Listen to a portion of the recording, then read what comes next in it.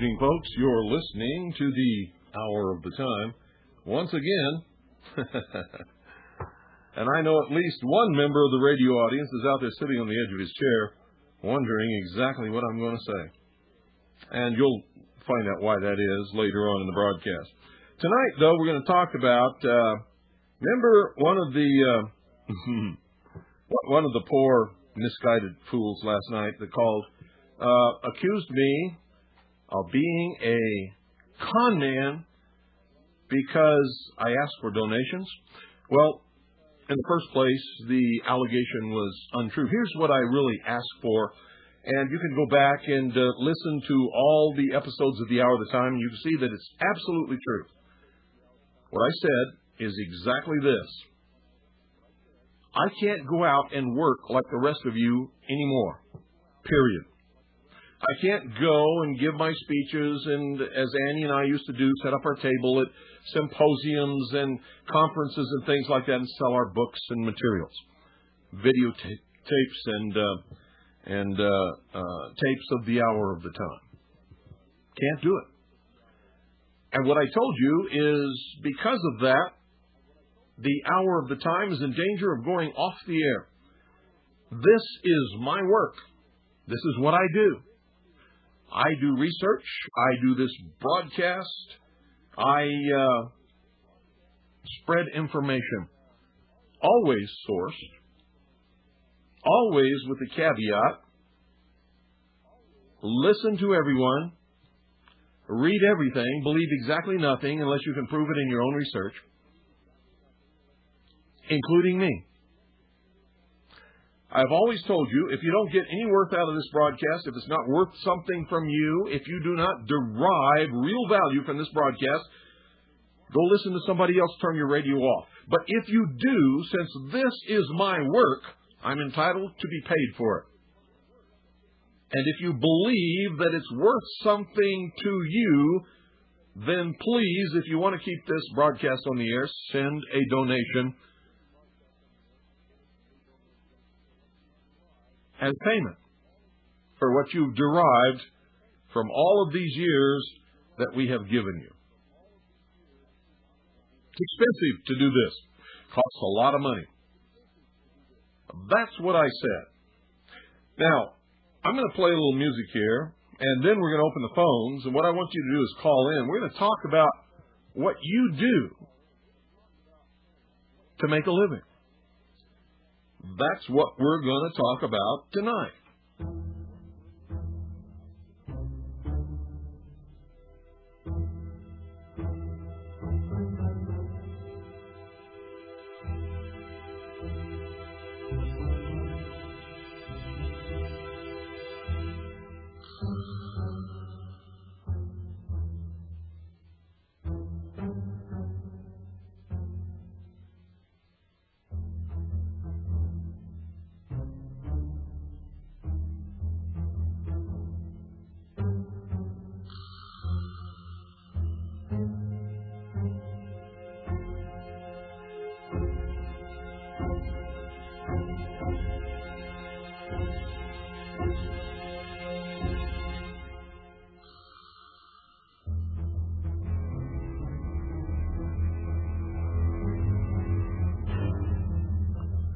Mysterious music, huh, folks?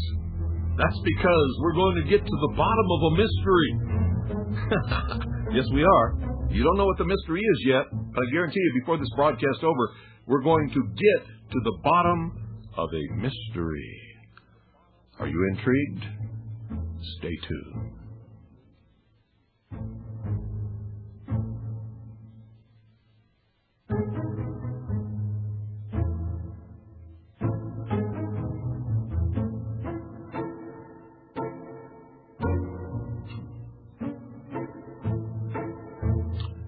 Phones are open, 520-333-4578. And they'll be open for the rest of the broadcast.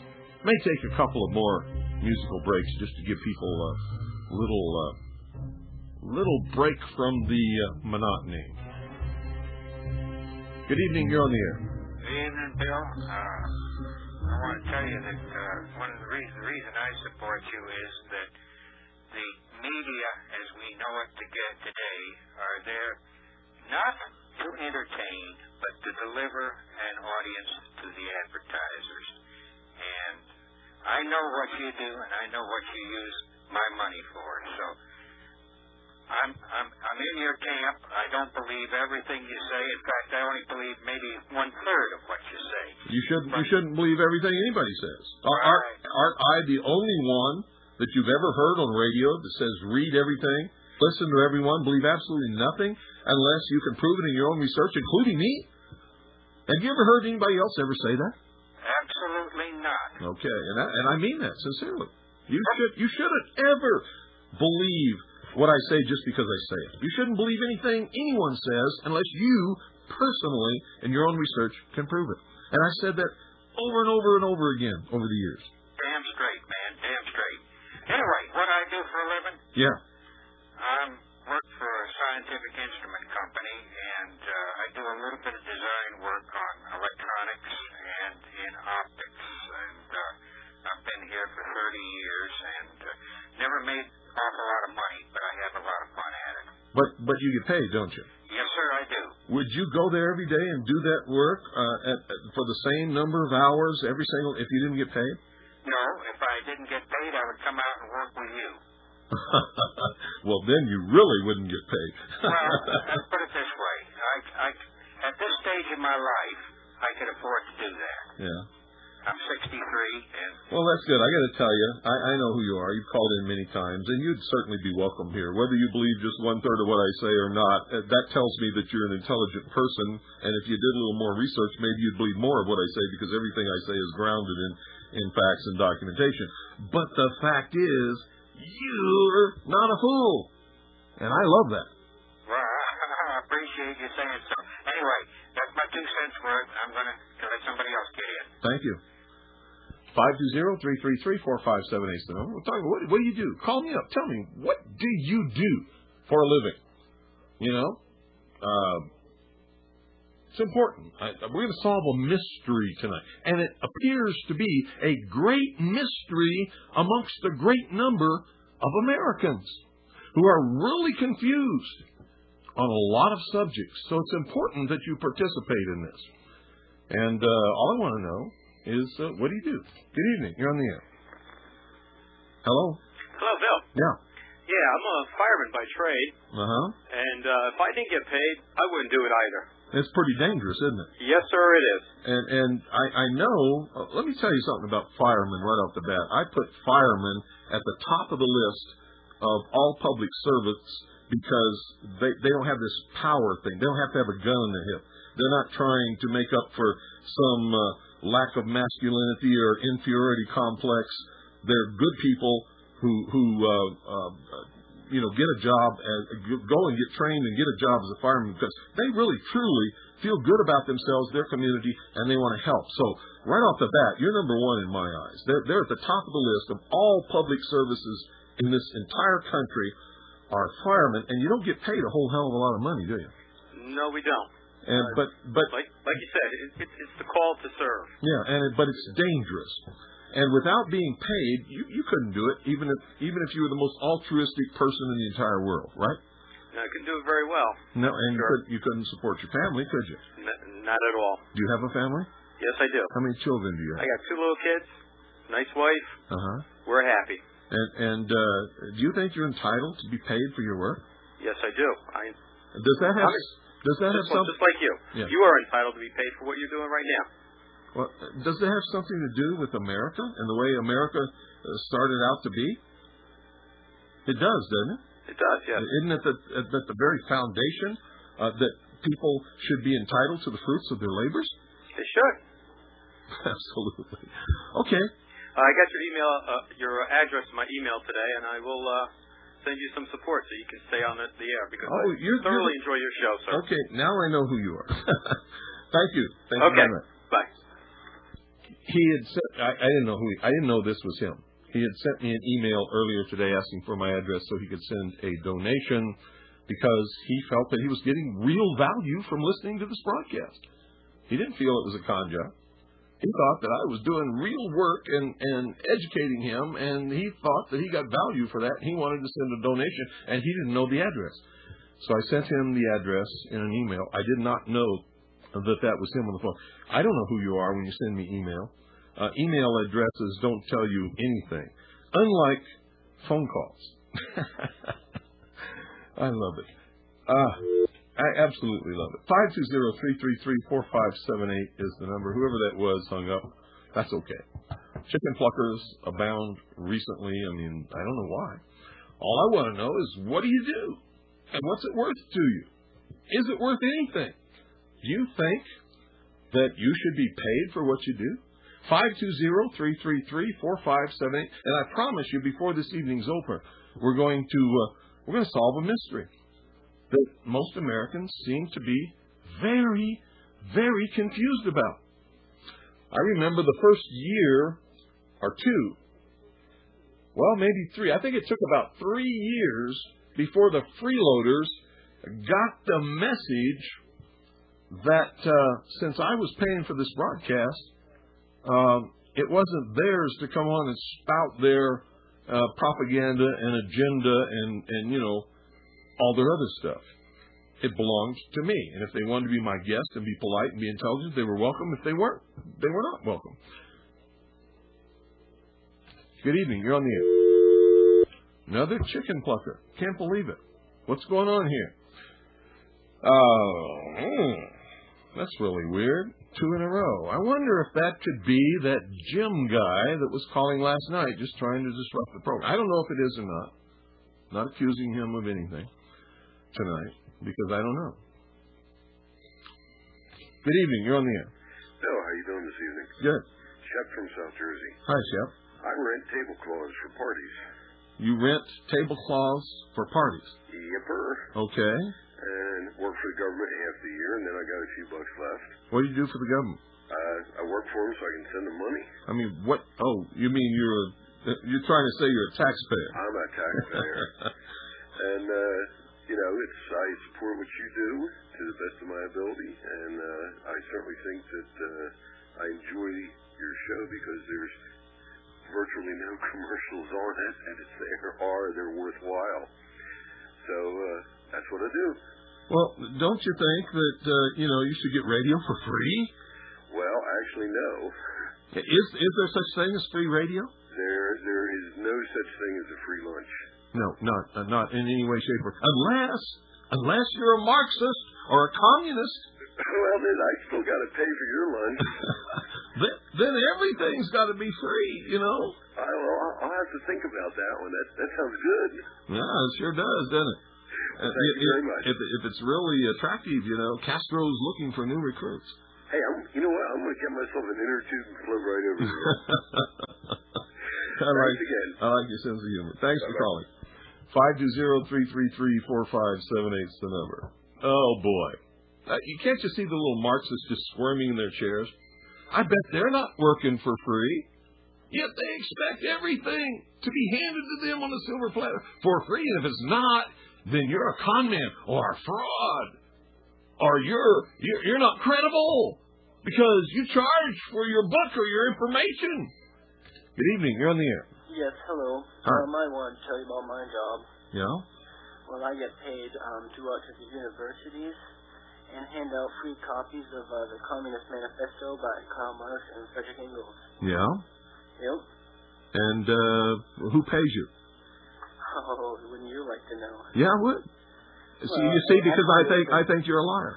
It's a government grant. I think you're a liar. Who pays you to hand out Karl Marx's Communist Manifesto on universities? Actually, I'm sort of an independent one. That's what I thought. You're a liar. Bye-bye, Marxie.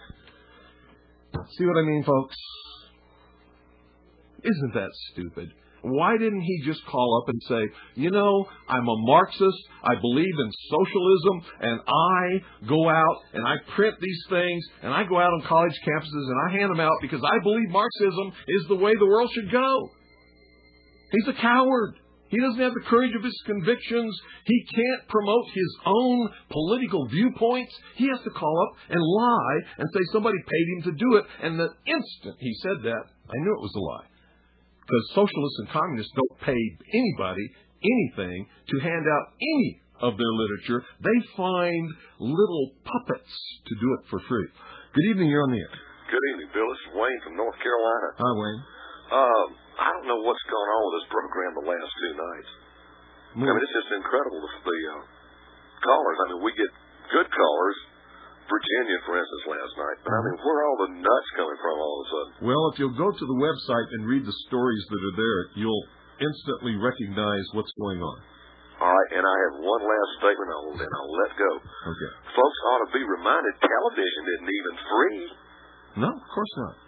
You can't get all the channels you want for free on television. Well, even if you could, they're not for free. Advertisers pay for it. Like if you live in a city where you have 3 local stations and you put up an antenna and you get it, you're not getting it for free. Somebody's paying for it. It costs millions of dollars to run a TV station. Advertisers are paying for it, and you pay for it by having to be interrupted in your programming and watch those advertisements. And if you don't think the advertisements influence how you think, then you got to screw loose, because sooner or later you're going to go buy some of those products, whether you want to or not. You've been brainwashed watching those ads over and over and over and over and over and over and over and over and over and over and over and over and over again until it's an automatic response. Well, I certainly hope that your pre-legal sponsorship works for you. Well, hang up with that. It's never going to pay for all the broadcast time, but it's going to help. And every little bit helps. Thanks, Bill. And I'll tell you something. Bart is such a wonderful guy, and he married such a wonderful girl. And Janelle is pregnant now, so they're going to have a little baby. I'll do anything to help them out. Well, I appreciate it, Bill. Thanks. It's a good show. Thank you. Thank you for calling. 520-333-4578 is the number. Amazing how a country founded in freedom, based upon the opportunity for anyone and everyone to rise to the pinnacle of their abilities and be paid for whatever they produce, whether it be digging a hole with a shovel, or writing a book, or starting a factory and creating some kind of a business, could produce worthless, scum-sucking parasites that believe that if you charge for your services, you're a con man. Good evening. You're on the air. Hi, Bill. Hi. Hi. I just wanted to say I don't really get paid for my job. I'm a mom. Yeah. And I have 2 children. But you do get paid. Well, that's a job. It's a reward I get. Well, it's more than a reward. I mean, you get a goodly percentage of what your husband brings in. You get I hate this feminist idea that tells women like you that somehow what you do is not worth it. It is a job. It's a hard job. It's one of the hardest jobs in the world, and it's one of the most responsible jobs, because you are responsible directly for shaping the minds of those children and creating literally the family environment that shapes the morals and the ethics and the future of this country. That is by far and large the job of moms. I do agree with that. And you should be so proud. I am. I'm very proud. And I disagree that you're not paid. I would say that you're paid in a lot of ways, unless you've got a husband who's a real, you-know-what. And I'm not going to get into that. I hope that's not the case. And you're not commenting, so maybe it is. I don't know, but. Well, my husband happens to be the fellow that you keep advertising that you're going to release some information about later on. I haven't said anything about releasing any information about anybody. Do you have a guilty conscience? Do you want to talk to him? No. Why should I want to talk to him? He's done nothing but try to disrupt this broadcast. Have I mentioned his name? Have I said anything about him?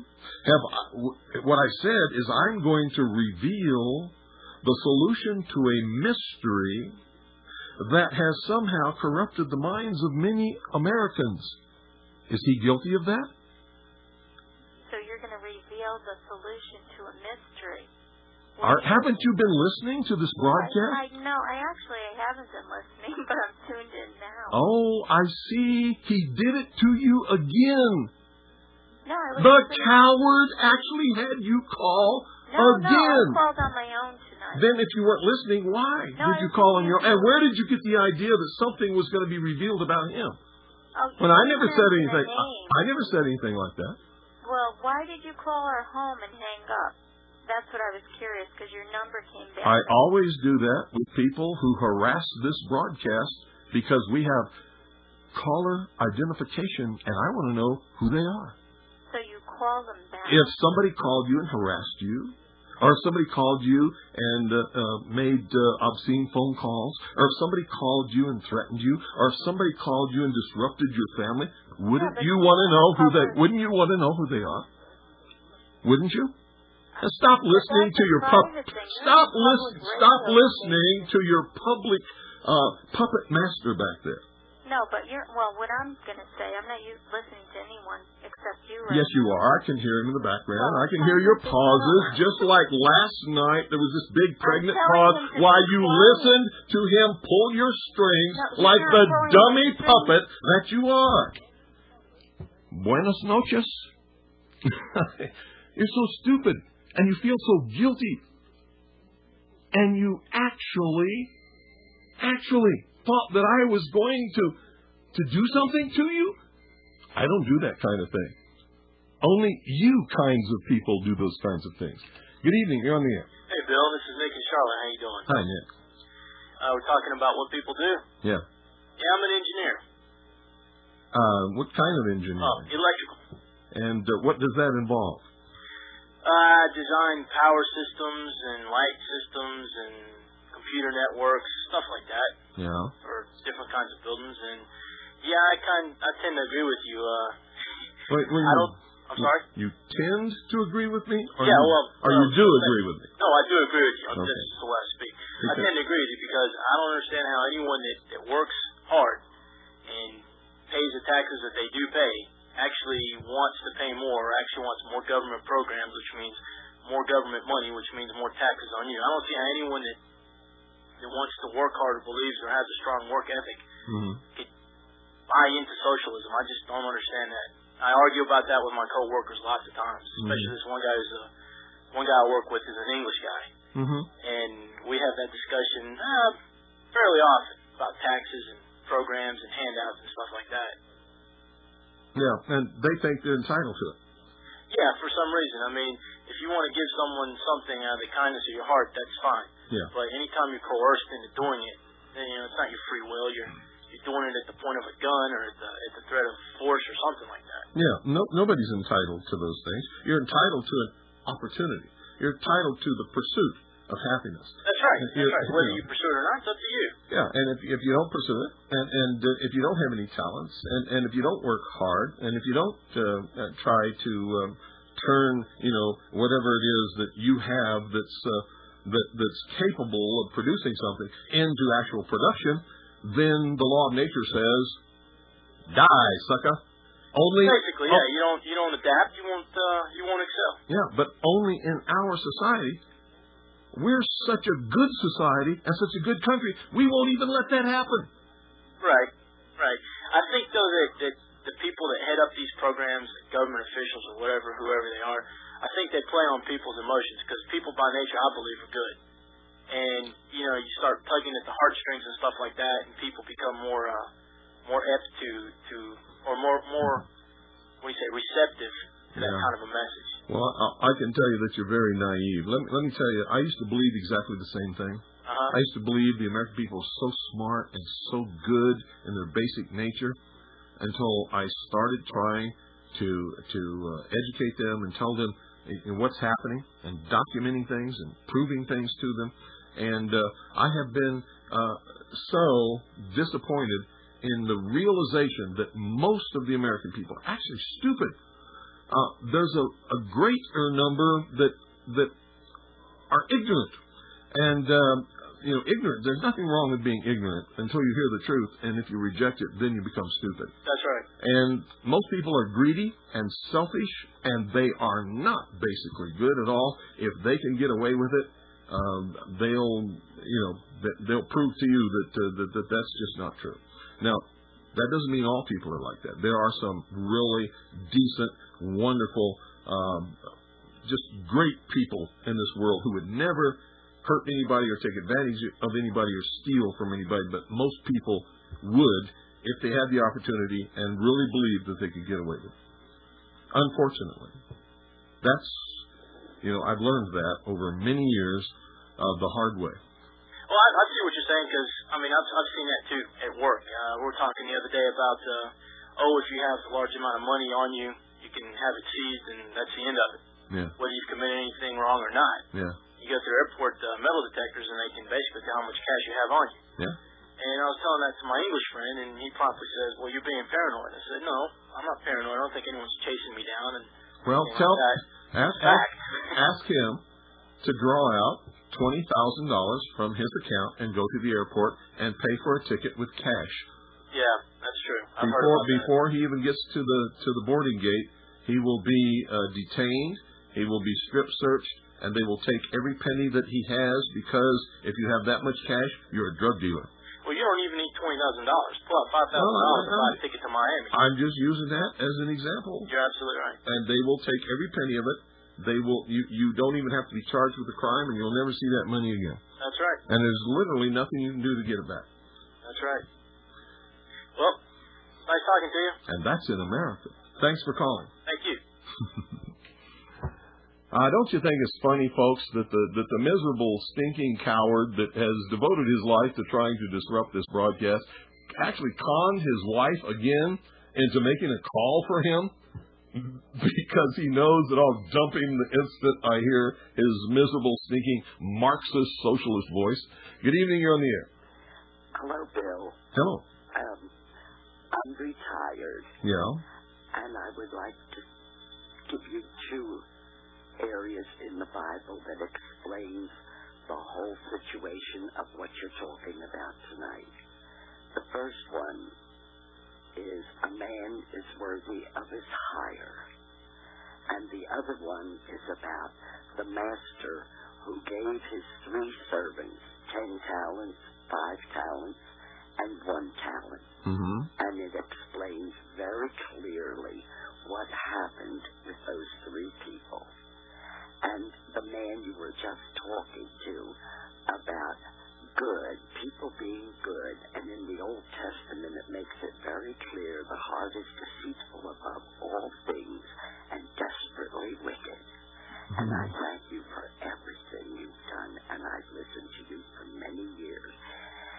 And one other thing, Bill, maybe some of those callers that when you say hello, you're on the air, maybe there might be a problem that they can't get through at times. Oh, that's always possible, yeah. But I like to do the chicken plucker thing, because it makes people think before they call. Am I really going to stay on until he answers, or am I going to hang up or something? Well, people know whether they got cut off accidentally or whether they hung up. It's like the old thing, if you're walking down the street and I come running out of a bank and I say, "Stop that bank robber! Stop that bank robber!" Are you going to start running away from me? Not unless you robbed the bank, right? That's right. Okay, there you go. But then again, the heart is desperately wicked. Yep. In all people. But I thank you for your caring, and I wish your family Godspeed. Thank you so much. You're very welcome. Thank you very much. Bye-bye. Well, that's neat. She's been listening for many years, but that's the first time that I've ever heard her call, because I would recognize that voice anywhere, and if she ever calls again, I will know exactly who it is. 520-333-4578 is the number. Isn't it, incredible how people get in? I actually had somebody, I was giving this. I might myself. Yeah. Yeah, I'm a plumber by trade. Okay. And I believe in what you're saying is true, because would you those people. If I was building a house, would you plumb it for me for free? I don't think so. I don't know how my 3 children would eat. No, and not only that, but Joe across the street who's building his house would all of a sudden be over wanting you to plumb his house for free, too. Oh, exactly. I mean, that goes without saying with your own relatives. Yeah. So do you think I'm a con artist because I ask people if they believe that they're deriving worth from my work on this broadcast, that I'm a con artist? No way at all. Do you think my work is worth something? Of course it is. Yeah, and not only that, but most people charge a specific amount for their work, and I tell people, send whatever you think it's worth. Well, which is very humble in a way of its own. Well, not only that, it could result in a whole bunch of dimes or nickels, but that would be fine for me if that's what they genuinely thought it was worth. Right. Now, just getting to, may I change the subject a minute? Sure. Yeah. And when you were talking about how people agree and disagree with you, I disagree with you on one of your subjects about overpopulation of the globe. Well, you're perfectly welcome to do that. And my feeling is this: when I drive up to northern Connecticut, up in the woods up there, and I look around the vastness that could be occupied with all the resources, and not only that, but it's God's plan in my mind that He would not have put us here without knowing, supplying us with those resources, that we would be overpopulating it. That's just my feeling. Well, the truth is, if you do a little experimental mathematics based upon the exponential increase in population over the years and project that into the future, one day you're going to drive up into the woods and there's not going to be any woods. It's going to be all people, and there won't be any resources. I believe that. I believe that wholeheartedly, and I think that before that comes, God has a plan. But wait a minute. See, you guys misunderstand what I'm saying.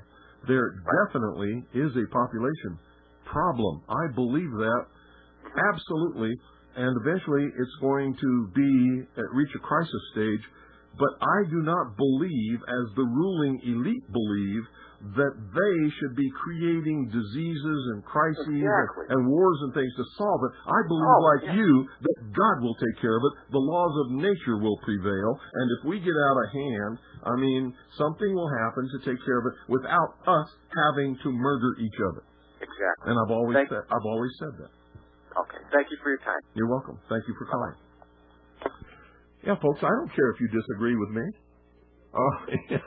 It doesn't bother me a bit. And I encourage you to disagree with everybody everywhere, because that's the only way we can ever be free. If you stop believing blindly and following the leadership of people just because they say something. Good evening. You're on the air.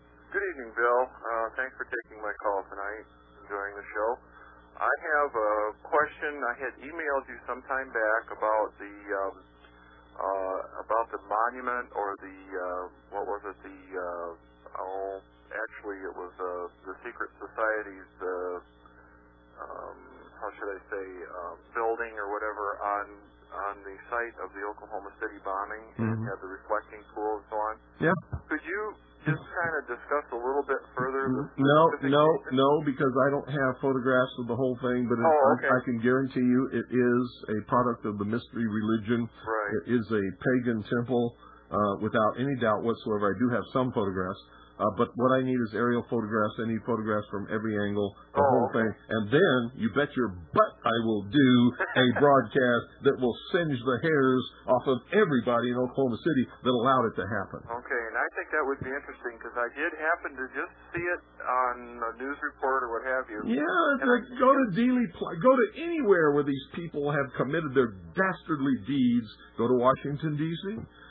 What do you see? The Washington Monument. Why should an obelisk be a monument to George Washington? Well, I've said at the end of a reflecting pool that points the reflection toward the Oval Office, which is in fact an egg from which the future world is supposed to hatch.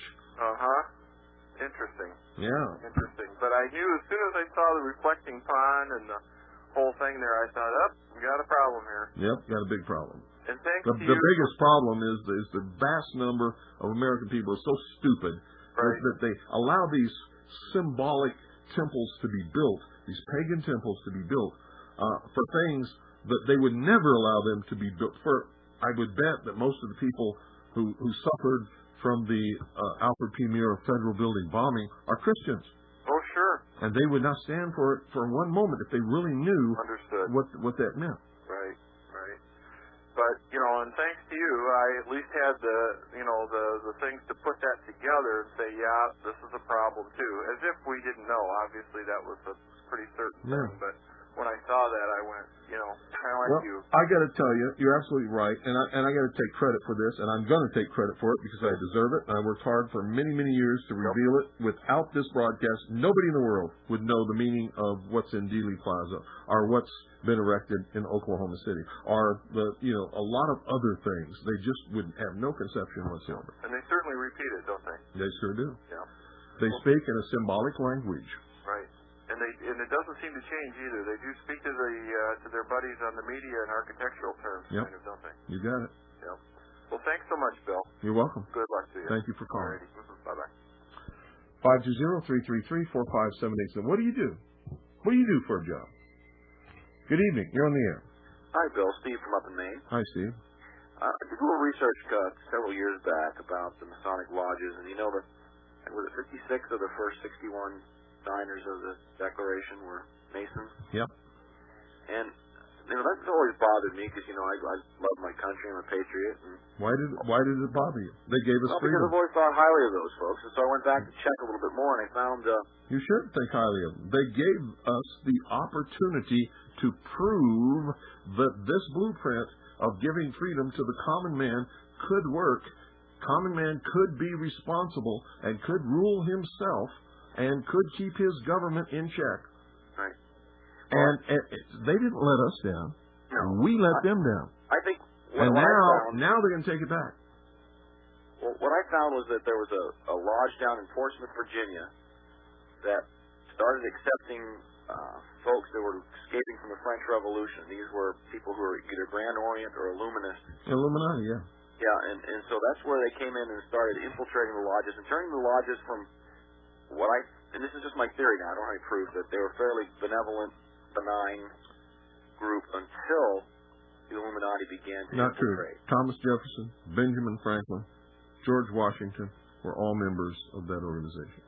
Right. Would you say that's a fair and theory, though? Quite a few more, as a matter of fact. Thomas Paine absolutely was a member of the Illuminati. Right. Would you agree that the lodge was changed by that? No. I believe the lodge became radicalized by that, but the goal of the lodge was always to do away with all existing governments, all existing religions, and shackle the mob if they could not prove that freedom would work.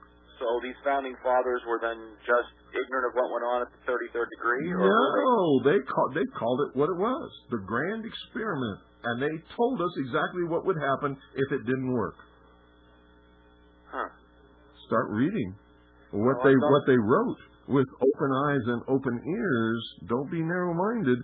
Don't miss what they told us in their writings and in their speeches, because they told us exactly what they were doing. They called it the grand experiment, and they told us exactly what would happen if it didn't work. The human race would be enslaved once again. Now, one last question for you, Bill. And this is something obviously you can choose not to answer, but I assume you are a Christian, consider yourself a believer. Absolutely. Can you just share with me briefly, what is your eschatology? My what? My what? Your belief as to the timing of end-time events, etc. Or do you not have any specific beliefs along those lines? He who thinks he knows the day that Jesus will return is ensuring that he will not be here on that day. Well, I guess I'm referring more specifically that's my eschatology. I'm telling you right now. In this pre-rapture, absolutely not. And when he comes, he'll come like a thief in the night, and nobody will know when he's coming. And anybody who professes to know, like that fake fraud Brother Stare, is a fraud. Yeah. False, I agree. False I was raised prophet. to believe that we're all going to float to heaven on a cloud of glory, and we won't have to suffer for the Lord. Blah blah blah. Well, it's just not true, and ain't nobody going to escape anything. Yeah. Okay. Thank you. You're welcome. Thanks for calling. Yep, false prophets come from Satan. if you're a Christian, if you're not a Christian, you don't have to believe any of that. But that's what I believe. 520-333-4578 is the number, and I believe that if Satan exists anywhere in the universe, he exists in the human heart. Good evening. You're on the air. Yes, Mr. Cooper. Sure. This is Ryan in South Carolina. Hi, Ryan. Good to talk to you. I was going to let you know I'm a dump truck driver. Yeah? And I wouldn't do it for free. Well, that's pretty hard work, isn't it? Yes, sir. I was going to let you know that most of what you say I agree with. There's only one area where I disagree with you on. That I can tell anything big, major. Yeah. But you're still one of my heroes, and I say. well, don't leave us hanging. Where's the area you disagree with me? Race on the race issue. Oh, you believe that there is a master race? No, sir, absolutely do not. Well, okay, then explain that. Because I believe that God created the different races, and I believe that it behooves us and it is best for us to be separate. I don't believe He made one race superior over another. I believe He made us different. Well, good for you. I believe He made us different too, and I don't believe that He made one race superior over any other either. But I believe I am not a white supremacist. I am a white separatist. I am not a white supremacist. Well, there's nothing wrong with that. I believe that in this country we should have the freedom that as long as we're not harming anyone else, you could be a black separatist, a white separatist, a Jewish separatist. In fact, most Jews are separatists. They always live in their own little ghettos. Blacks tend to congregate together. Of course, it's nature, sir. It's a natural thing. It's nature created by Yahweh God. Well, I don't know if it's created by Yahweh God, but it's a natural thing between people. But I also believe that if people are attracted to each other and they fall in love and they're not hurting anybody else, I believe in the human race. And that's my belief. But you're entitled to your belief. This is a free country. See, above all, I believe in freedom with responsibility, and as long as you're not hurting or harming the person or property of any other human being, you're entitled to believe whatever the hell you want to believe. Man, that's why I consider you one of the greatest living patriots today, and I think that your message is very strong. I got a question. Did you receive? I sent you a package a while back. What was it? It had some barbecue sauce in it. Yes, I did. Thank you so much. In fact, I talked about it on the air one night. You did? Yeah. I don't get to hear you every night. You must have missed that broadcast because I talked about it, because I do a lot of barbecuing out here in the back. So you like the Maurice barbecue sauce? Well, I like it all. I like barbecue. I like barbecue sauce. I like, all that kind of stuff. I like hickory chips. Okay, you received the CD then? Yeah. Okay, great. If you like that sauce, I'll be glad to send you some more. Great, thank you. Okay, and I'll be glad to send you you are correct in supporting one another, and men, that there is another scripture that says that we shouldn't muzzle the ox that treadeth out the corn. Yep, that's right. And you are a man that does need to be supported, especially given your situation. It would behoove us. Now, the one thing that had frustrated me a while back, if you remember, I had sent off your book. I was dying to read your book. And I'd sent you the money, and something happened there. I don't know what the deal was. I believe you were having a problem with some woman that was working with you or something. Oh, yours was one of the ones that got... Well, send me a letter. I'll take care of it. Don't worry. Wait a minute. I can't take care of it because I can't get any more copies of my book. Don't worry about it. I got it. I ordered it from Barnes & Nobles. Yeah. And I got it from there, and I have read it. Well, you see, I can't even get a copy of my own book from the publisher because she is stealing my book from me. She has never paid any of the license fees to publish the book. I get no money from my book. So every time you buy a book from her, you're literally making her rich, and I'm not even getting a penny. I don't get a penny from the publisher for the book, although she contracted with me to pay 10% of the purchase price on every purchased book. And I haven't received a payment from her for years. Okay. Well, I will. I'll be glad. That's kind of a indigenous barbecue sauce here. That's an individual. He's a big Confederate flag man, and he's been in trouble here because. Well, good for him. Walmart took his sauce off the shelves here, and said they would not sell it anymore because they claimed that he was some sort of white supremacist because he happened to have some racial beliefs. And so he's been selling his sauce on the internet, but I can get it for you. I'll be glad to send you some. People in this country had better to head straight about what freedom really means. I know, sir. I agree with you. Now, like I said, I am a white separatist. I do believe people have a right to marry whom they wish. I know that you're married to an Asian. Mm-hmm. And I still love you. I still think you're a great patriot. I talk to my fellow racialists, and we feel the same. We have our particular beliefs. You're entitled to those beliefs, like I said, as long as you do not injure the person or property of any other human being. Exactly. Because of those beliefs. And if you listen to my CD, you know that's how I feel. Yeah. Okay. Well, you're doing a great job, sir, and I'll get you some sauce and a little offering there to you. Thank you very much. And you keep the good job up, sir. Thank you. Yes, sir. Thanks for calling. Yes, sir. Yeah, it's amazing. People don't understand what freedom really means. They think that freedom means that everybody else has to conform to what they believe and what they want. The truth is, that's not true at all. Good evening. You're on the air. Hi, Bill. Hi. Just listened to your program tonight, but just got home. I'm calling about something a fellow talked about last night about the Bill of Rights. Yeah. I had a buddy of mine went to D.C. last summer and picked up some parchments in like a gift shop at the Capitol. Mm-hmm. And I put them away until last night. And after your program, I pulled them out and checked them out. Mm-hmm. But one of these parchments apparently is a copy of the Bill of Rights. The odd thing is that there are 12 articles. And as the gentleman said... Nope, it's absolutely, totally wrong. Well, I will make a copy of this and send it to you. Well, you can make a copy and send it to me. And what I'll do is come on the air and I'll see, hey, this guy has got this, they sold him this thing that's, maybe they're trying to just dumb people down even further with this stuff. Well, that's pretty strange. Because the truth is, the Bill of Rights is 10 amendments, right. Period. And it is an integral part of the Constitution because the 13 colonies they refused to adopt the Constitution without the inclusion of the first 10 amendments, which were the Bill of Rights, in order to make sure that the government could not become despotic and take away the rights of the people. So they had to ensure that those rights were protected solidly. So those first 10 amendments are an integral part of the Constitution, and the Constitution is not the Constitution without them.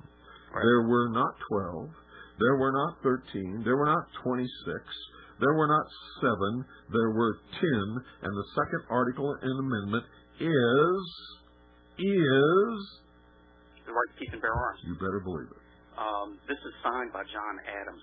It's very strange, and I intend to maybe it was his proposal to the Constitutional Convention, which was later overruled or changed. Right.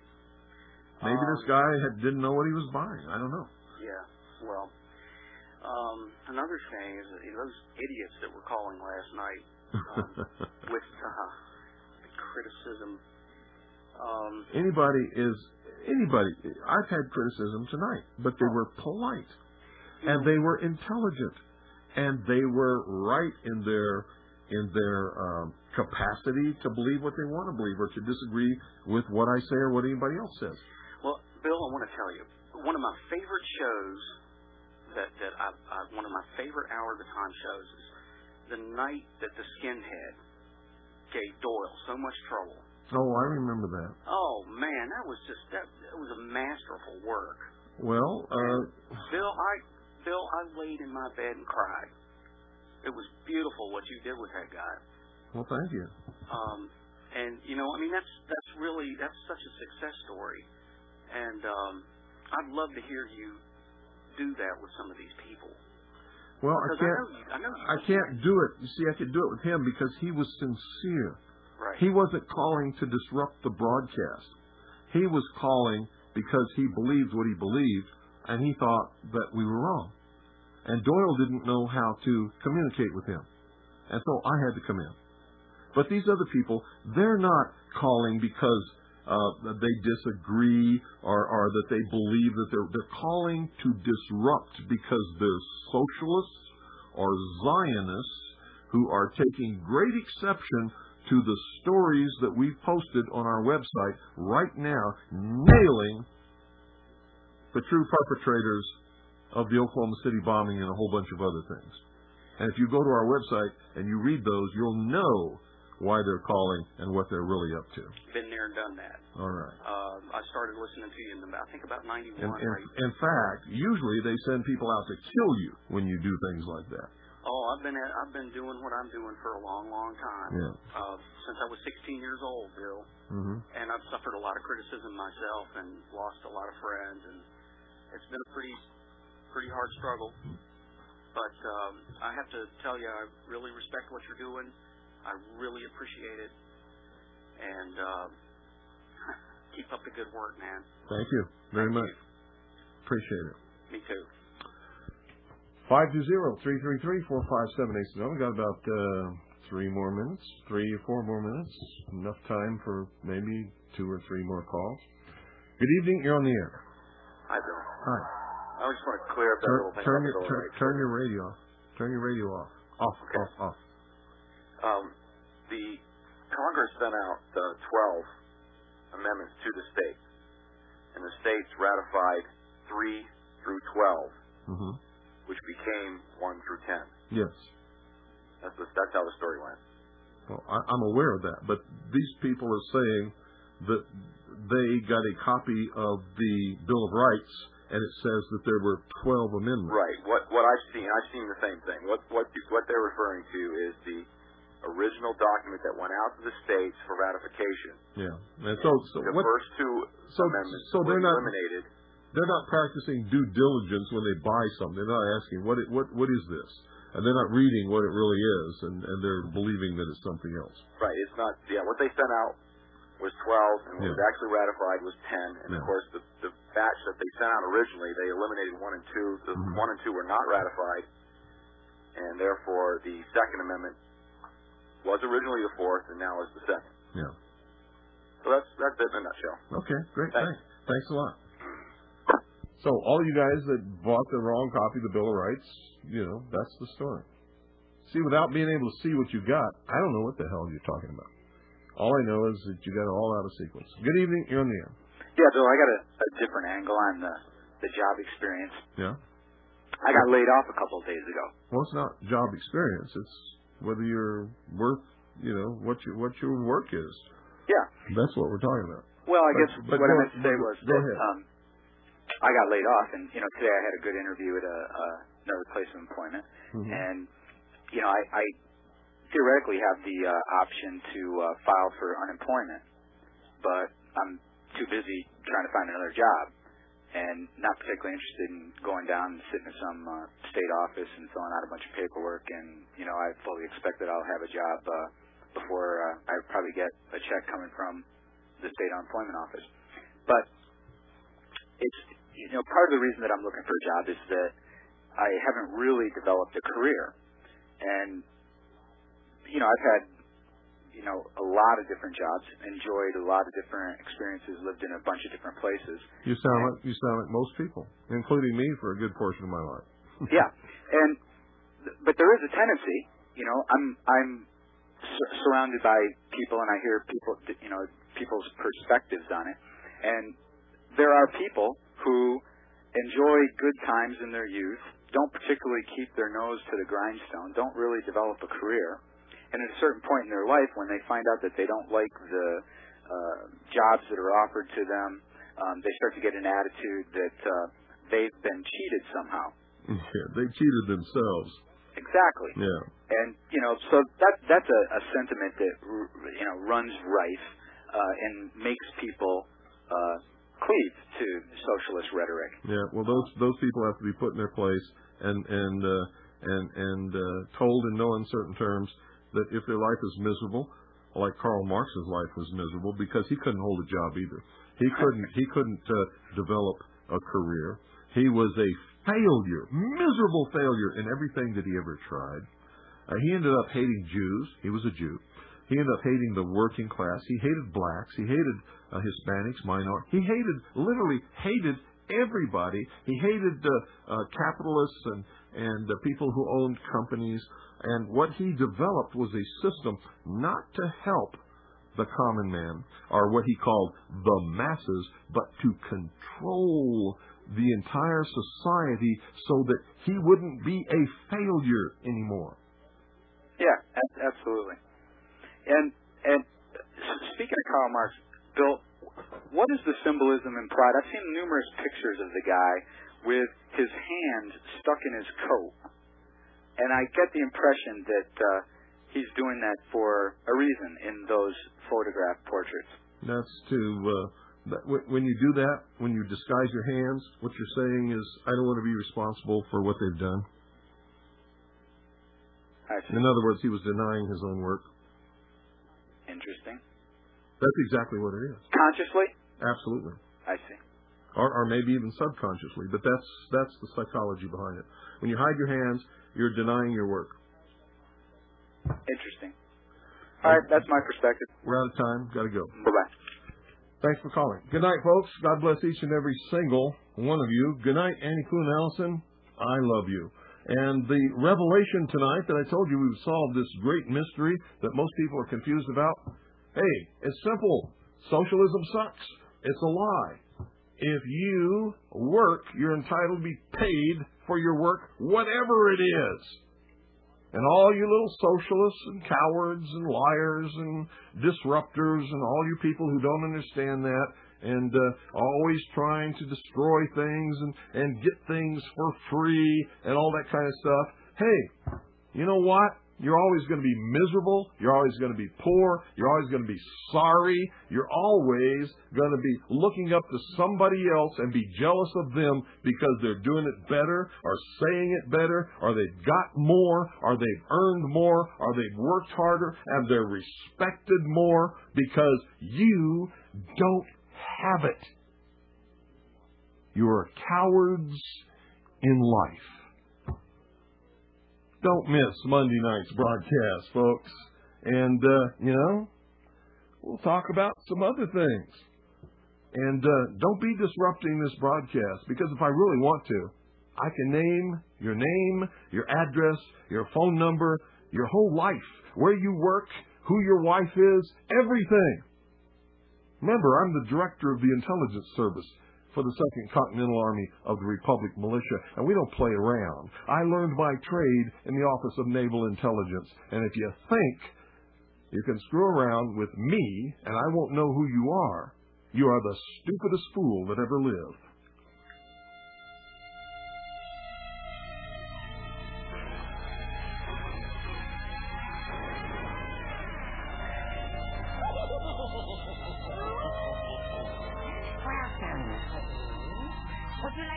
And it don't have a damn thing to do with call waiting. Come to the Crypt Keeper's party.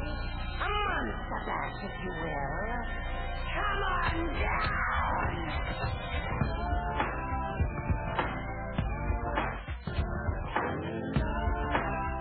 Am I right? Library Road?